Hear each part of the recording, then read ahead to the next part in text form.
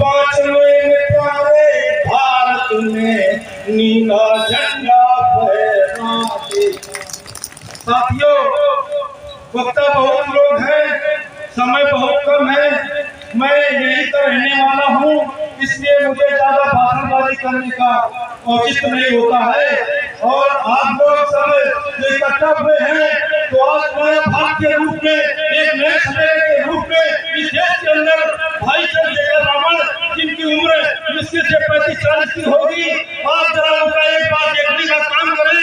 सबको देखा है और दरिंदा सरकारों को भी देखा है, जिन्होंने तमाम झूठे वोट वोट करके हमारे समाज को गुमराह करके और तमाम लोगों के साथ में बड़े अत्याचार हो रहे हैं, तमाम नौजवान युवतियों के साथ में, बड़ी बेटियों के साथ में बलात्कार हो रहे हैं, नरसंहार हो रहे हैं, बड़े बड़े अपराध हो रहे हैं, बड़ी महंगाई चरम पर पहुंच गई है।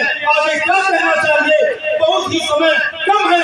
मैं सब कुछ बताने के लिए हमारे महापुरुष यहाँ मुख्य अतिथि के रूप में बैठे हुए, कोई आगरा से आए हैं, कोई औरैया से आए हैं, कोई गाँव से आए हैं, देश के कोने कोने से आए हैं। मैं सबको जो हमारे श्रीनगर के आसपास के जो ग्रामीण क्षेत्रों से लोग चल करता है, उन्हें बहुत राम गोपाल जी, प्रदेश संगठन मंत्री प्रभारी खानपुर मंडल आजाद समाज पार्टी, और इसके बाद माननीय धीरेन्द्र जी कबीर, बहुत ही नवयुवक साहसी, और इस देश को, इस केवल मंडल को ही नहीं, उनके अंदर देश को बढ़ाने की भी क्षमता है।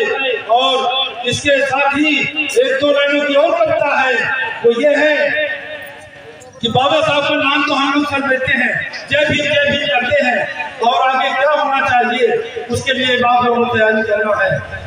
चलने से पहले 5 काम बाबा ने हमें बताए हैं, चलने से पहले 5 काम बाबा ने हमें बताए हैं। तो कौन से? तो पहले पिछड़ों की सुधि लेना, दूजे शोषण का नाश करो, तीजे में पूरे 85 का दिल्ली पर कब्जा हो जाना, पांचवें चौथे में भाई कौन का इस देश का पीएम बन जाना, पांचवें प्यारे भारत में नीला झंडा फहरा दे। साथियों, वक्ता बहुत लोग हैं, समय बहुत कम है।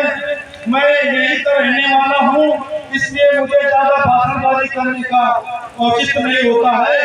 और आप लोग सब इकट्ठा हुए हैं तो आज नया भारत के रूप में, एक नए सवेरे के रूप में इस देश के अंदर भाई चंद्रशेखर रावण, जिनकी उम्र मुश्किल से 35-40 की होगी, आप जरा उनका एक बार देखने का काम करें।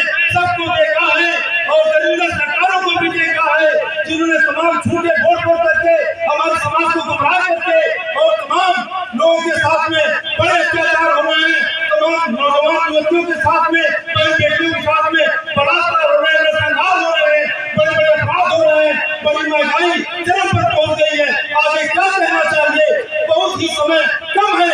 मैं सब कुछ बताने के लिए हमारे महापुरुष यहाँ मुख्य अतिथि के रूप में बैठे हुए, कोई आगरा से आए हैं, कोई औरैया से आए हैं, कोई गाँव से आए हैं, देश के कोने कोने से आए हैं। मैं सबको जो हमारे श्रीनगर के आसपास के जो ग्रामीण क्षेत्रों से लोग चल करता है, उन्हें बहुत बहुत धन्यवाद देता हूँ। आगे चल करके भारत भूषण फौजी जो फौज में रहे, सेना में रहे, और बहुत ही साहसी ताकतवर आदमी है, जो जहाँ कोई खबर मिलती है कि फला किसान में कहीं अन्याय हो गया है, कोई अत्याचार हो किसी गरीब को, किसी किसान मजदूर को, किसी व्यापारी के साथ में कोई बात हो रही है, तो तुरंत दौड़ कर वहाँ जाने काम करते हैं और बड़ी मेहनत और मशक्कत का वो अपना रोजी रोटी करते हैं। इसके बाद उनको बहुत शौक भी कि हम आजाद समाज पार्टी के बैनर के नीचे आ करके और समाज की सेवा करेंगे।